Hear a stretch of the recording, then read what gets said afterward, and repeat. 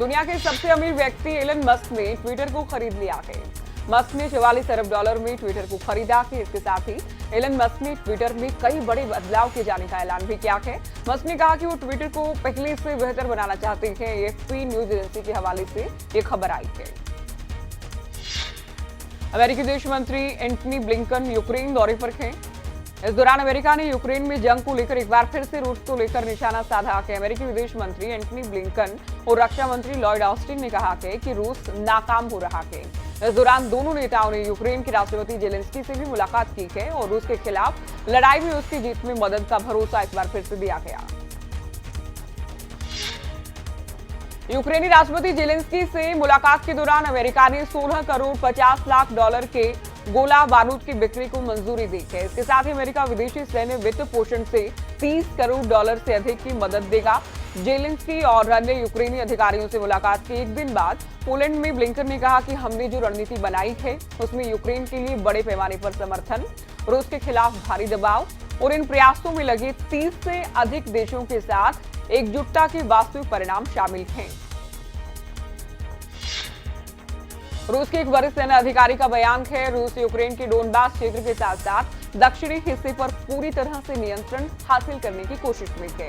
रूस की सरकारी मीडिया ने मेजर जनरल रुस्तम मिनेकायेव के हवाले से लिखा है कि अगर इस लक्ष्य को हासिल कर लिया जाता है तो साल 2014 में कब्जे में लिए गए क्राइमिया को जमीनी रास्ते से जोड़ा जा सकेगा। उन्होंने ये भी कहा है कि रूस समर्थित अलगाववादियों के असर वाले इलाके तक पहुंच हासिल होगी।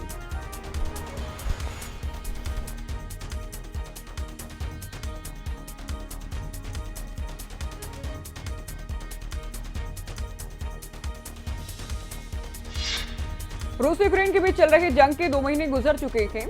इस दौरान यूक्रेन अब मलबे के ढेर में तब्दील होने को है, लेकिन रूस के हमले लगातार जारी हैं। यूक्रेन भी हार मानने को तैयार नजर नहीं आता। यूक्रेनी सेना का दावा है कि अब तक रूस के 21,000 से अधिक सैनिक लड़ाई में मार गिराए गए हैं। ये आंकड़ा यूक्रेनी थल सेना की ओर से जारी किया गया है।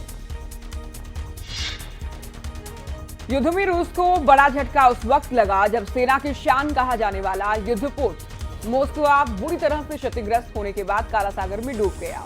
युद्ध में रूसी सैन्य उपकरणों और मशीनरी को भारी नुकसान पहुंचाने का दावा किया गया है। बताया गया है कि अब तक रूस के कुल 873 टैंक, 2238 बख्तरबंद गाड़ियां, 179 विमान, 154 हेलीकॉप्टर और 408 तोपें नष्ट की जा चुकी है।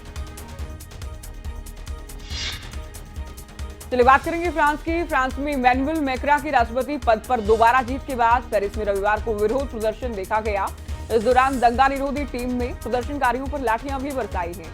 आंसू गैस के गोले भी दागे गए हैं। न्यूज एजेंसी रॉयटर्स की रिपोर्ट के मुताबिक सोशल मीडिया के जरिए जो तस्वीरें सामने आई हैं उनमें पुलिस भीड़ को तितर बितर करने का प्रयास कर रही है। बता दें कि मैक्रा ने दूर दक्षिणपंथी नेता मरीन ले पेन को रविवार को हराकर अगले 5 साल के लिए अपना राष्ट्रपति कार्यकाल सुरक्षित कर लिया है। हालांकि मैक्रा बड़े अंतर से जीते हैं, लेकिन मतदान न करने वालों का आंकड़ा भी काफी बड़ा है। 1969 के बाद ही अब तक का सबसे बड़ा आंकड़ा है। बहुत से मतदाता मैक्रा और पेन में से किसी के लिए भी मतदान करने को तैयार नहीं थे।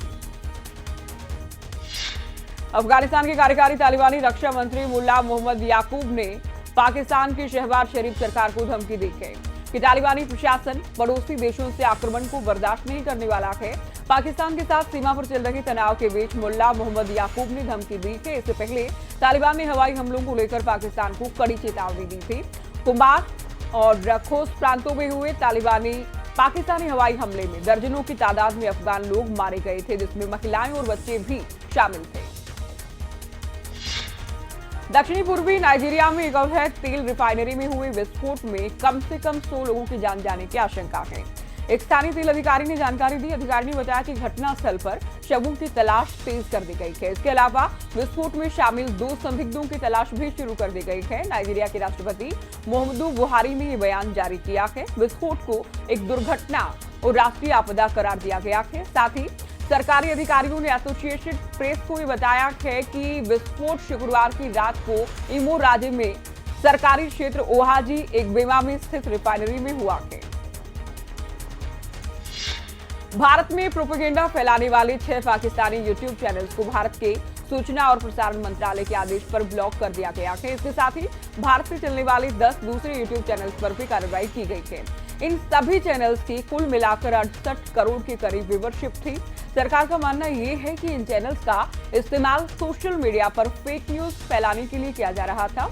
इसके अलावा देश की आंतरिक सुरक्षा के लिहाज से भी इन चैनल पर सही बात नहीं कही जा रही थी। भारत के विदेश मामलों, सांप्रदायिक सद्भाव और सामाजिक व्यवस्था को लेकर भी गलत टिप्पणियां इन चैनल पर की गई थी।